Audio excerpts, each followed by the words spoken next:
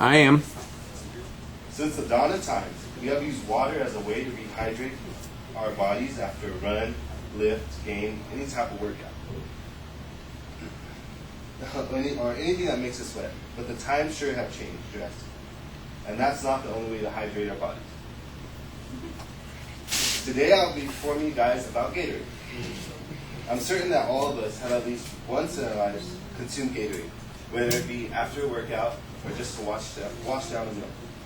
Today I'll let you guys in on a little history of Gatorade, touch on what is in Gatorade, the infamous Gatorade shower, and Gatorade today.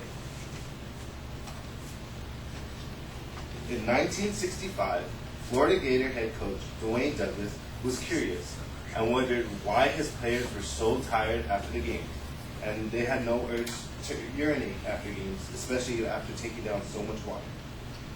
Part of the answer was that lots of their fluids were lost through sweat from the humid weathers in which the Florida Gators would play in practice. Then he came up to Dr. Robert Cade, the university physician, for help. Dr. Robert Cade then came up with the drink to rehydrate the team. It was a carbohydrate electrolyte concoction known as Gatorade. That's Dr. Robert Cade, and Florida Gators were the school that he helped with, and that's the original bottle of Gatorade. The players hated the taste. They said it almost tastes like urine. That's when Dr. Cade went up to his wife and asked her for help, and she simply said, just add lemon juice to it. The team started using the drink on a daily basis. That year, they started to win. They went 7-4. The next year, in 1967, the Florida Gators used the Gatorade the whole year, and they made it all the way to Orange Bowl. They beat Georgia Tech, and Georgia Tech blamed their loss on that the Florida Gators used Gatorade, and it gave them an advantage. What is in Gatorade? Dr. Cade concocted a drink to rehydrate athletes and to replenish the carbs in forms of sugars, sucrose and glucose, and electrolytes, sodium and potassium salts.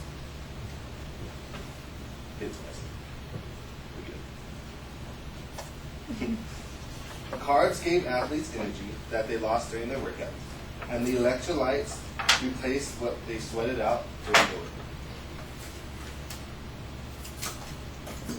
The infamous Gatorade shower. The New York Giants defensive tackle Jim Burt got credit for the first bath in 1985.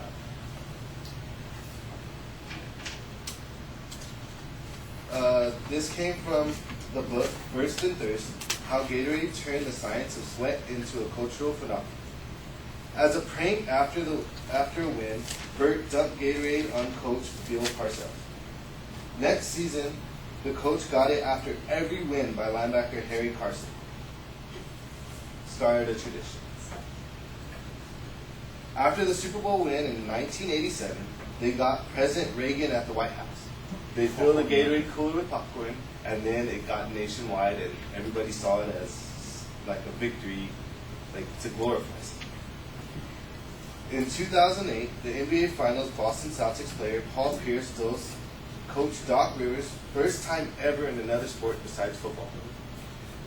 Now this Gatorade dumping has gone to a whole nother level, and it signifies glory after victory. Gatorade now. 2 decades after Gatorade was invented, the Gatorade Sports Science Institute was opened in Barrington, Illinois. They came up with many new different flavors besides the old lemon lime. They also came up with energy drinks, energy bars, and nutritional shakes. Now, in the year 2011, they have created the G-Series, which is taking over the game. There's 3 components to this. The first is to prime. It's full of a bunch of carbs, and it helps your muscles get ready for your workout. The second is perform. It has the same as the regular Gatorade, but just with more carbs and electrolytes. And the third is recover. And this is full of a bunch of protein that helps you replenish your body after your workout. In conclusion, today I hope that I help you guys in a little history of Gatorade, what is in it, talk to you guys about the infamous Gatorade shower and Gatorade soup. Thank you.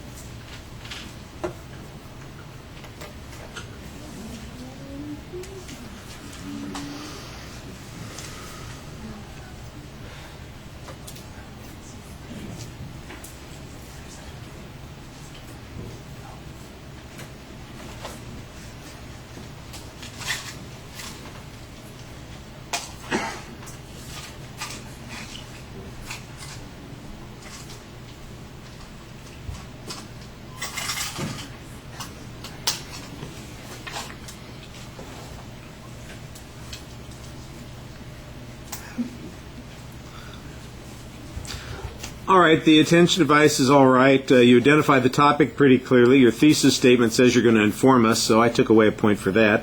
Your preview was very solid. You had a good structure. The problem is that the preview just sounds like they're random ideas as opposed to something that is going to be coherent, and I think that's a problem with the organization. It just feels like things are stuck in and out. There should be a pattern to it that makes a little bit more sense, or, for example, you could have transitions that would pull it together a little more effectively. Even if it stayed in the same pattern, at least it would sound coherent, because it just felt like it, in a couple of spots, that you were jumping from one topic to the next without much of a reason for being done with the one subject that you were talking about, or why the next thing is the thing that came up. The visual materials, you had everything integrated pretty well into the speech. Some of the visuals are unnecessary. I did think that the idea of what's in the Gatorade, you could have left out the picture of the sweat-covered head and stuck more to what the contents were. I think that would have worked better. I thought that the G series could have used a little bit more visualization. There's too much reading that's going on.